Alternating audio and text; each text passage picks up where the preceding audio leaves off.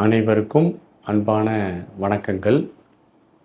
மனிதனுடைய ஆறாம் அறிவு என்று சொல்லக்கூடிய இந்த சிந்தனை ஆற்றலை எவ்வாறு மேம்படுத்திக் கொள்வது என்ற ஒரு கேள்வியை கேட்டிருக்கிறீர்கள். ஆறாவது அறிவு என்பது மனிதனுக்குள்ள மட்டும்தான் அது வேலை செய்யுது. மற்ற உயிர்களுக்கு 5 அறிவு வர என்ன செய்ய முடியுமோ அதுதான் செய்யுது. அதாவது 5 பொறிகள் சொல்லுவாங்க. மெய், வாய், கண், மூக்கு, செவி. இந்த 5 பொறிகளின் வேலைகள் தான் புலன்கள். தொடு உணர்வு, சுவைத்தல் உணர்வு, பார்த்தல் உணர்வு, நுகர்தல் உணர்வு, கேட்டல் உணர்வு. இந்த 5 பொறிகளினுடைய வேலைகள் தான் இது. இந்த 5 அறிவு வர, ஓரறிவு முதல் 5 அறிவு வர உள்ள உயிர்கள் இந்த 5 புலன்களை பயன்படுத்தி உற்று அறிந்து அந்த புலனுடைய தன்மைக்கு தக்கவாறு தன்னுடைய சிந்தனை தளத்தில் ஒரு சின்ன மெமரி பவரில் இருக்குது. அதே நேரத்தில் மனிதன் மட்டும்தான் இந்த 5 புலன்களையும் உற்று அறிந்து அதன் பிறகு தன்னுடைய மனதையும் உற்று உணர்ந்து அறியக்கூடிய திறன் பெற்றவனாக இருக்கின்றான். எந்த ஒரு விஷயத்தையும் அவன் பிளைண்டாக நம்புறதில்லை. ஏன், எதுக்கு, எப்படி, எவ்வாறு, எங்கு, எப்பொழுது என்ற பல கேள்விகளை அவன் முன்னெடுத்து வைக்கிறான். இவ்வாறு பல கேள்விகளை ஒருவன் முன்னெடுத்து வைக்கும்போது அவனுடைய ஆறாவது அறிவு இயற்கையாகவே வேலை செய்கிறது. இந்த ஆறாவது அறிவினுடைய தன்மையில் ஒவ்வொரு மனிதனும் சிந்திக்க தொடங்குறான். இது சிலருக்கு நல்ல மிகையாக வேலை செய்கிறது, சிலருக்கு ரொம்ப குறைவாக வேலை செய்கிறது. அதை நம்ம குணங்களினுடைய அடிப்படையில் பார்ப்போம். ஏன்னா உடலும் அது ஒரு காரணமாக இருக்கிறது, மரபும் ஒரு காரணமாக இருக்கிறது.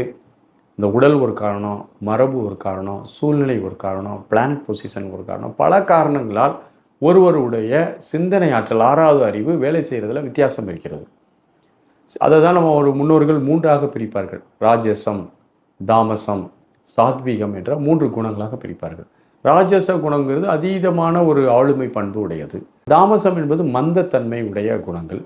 சாத்வீகம் என்பது ஒரு மத்தியமமான, யாருக்கும் பாதிப்பில்லாதவாறு பேசுவதும் செயல்படுவதுமான ஒரு குணங்கள் உடையது சாத்வீகம்.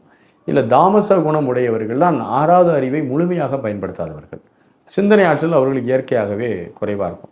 அவர்கள் பார்த்திங்கன்னா மரபு காரணமோ ஏதோ ஒரு காரணமோ மந்தமாக இருப்பாங்க, ரொம்ப ஆக்டிவாக செயல்பட முடியாது. அவங்க பாடிக்கும் அவங்களுடைய மைண்டுக்குமே நல்ல ஒரு கோஆர்டினேஷன் இருக்காது. மைண்டு நல்ல ஸ்பீடாக இருந்தாலும் பாடி சப்போர்ட் பண்ணாது. சிலருக்கு பாடி நல்ல ஸ்பீடாக இருக்கும், மைண்டு சப்போர்ட் பண்ணாது. இதுதான் நம்ம என்ன சொல்கிறோம், ஆறாவது அறிவுக்கான தடையாக பார்க்குறோம். இந்த பாடியும் மைண்டும் நல்ல கோஆர்டினேட் ஆனதுன்னா மட்டும்தான் நம்மளால் ஃபோக்கஸ் பண்ணி நல்லா செயல்பட முடியும். அப்போ ஆறாவது அறிவுக்கு ரொம்ப முக்கியமான ஒன்று நம்ம உடல் மனம் இணைந்து இருக்கக்கூடிய ஒரு தன்மை, கோஆர்டினேஷன். பாடி மைண்ட் நல்ல கோஆர்டினேஷன் ஆனதுன்னா அவர்கள் அந்த ஆறாவது அறிவை நல்லா பயன்படுத்த முடியும். அவர்களுடைய நுட்பம் கூடும், அவங்களுடைய இன்டலெக்சுவல் ரொம்ப அழகாக வெளிப்பட ஆரம்பிக்கும். அதுக்கு நம்ம என்ன செய்யலாம்னா, அந்த உடலை மந்தத்தன்மையிலிருந்து மீட்டெடுத்தல், மனதை மந்தத்தன்மையிலிருந்து மீட்டெடுத்தல், இந்த 2 வேலையை பார்க்கணும். உடலை மந்தத்தன்மையிலிருந்து மீட்டெடுப்பதற்கு நல்ல ஒரு உடற்பயிற்சி, உடல் கழிவுகளை நன்றாக நீக்குதல், வாக்கிங் போன்றது, மூச்சு பயிற்சி போன்றவை பண்ணலாம். மனதை மந்தத்தன்மையிலிருந்து மீட்டெடுப்பதற்கு சக்தி நடல்ல கிடைக்கக்கூடிய, சக்தியை உடலுக்கு வழங்கக்கூடிய கிரியைகள் நிறைய பண்ணலாம். ஆனாபானாசதி போன்ற தியானங்கள் பண்ணலாம், கான்சன்ட்ரேஷன் பண்ணலாம். இது போன்ற பல விஷயங்களை நாம் தொடர்ந்து செய்தால் நம்ம அந்த ஆறாவது அறிவினுடைய இயக்கத்தில் நம்ம நல்ல ஒரு வேலை செய்ய முடியும். உடலும் மனமும் நல்லா நமக்கு சப்போர்ட் பண்ண ஆரம்பிக்கும். அனைவருக்கும் வாழ்த்துக்கள். நன்றி, வணக்கம்.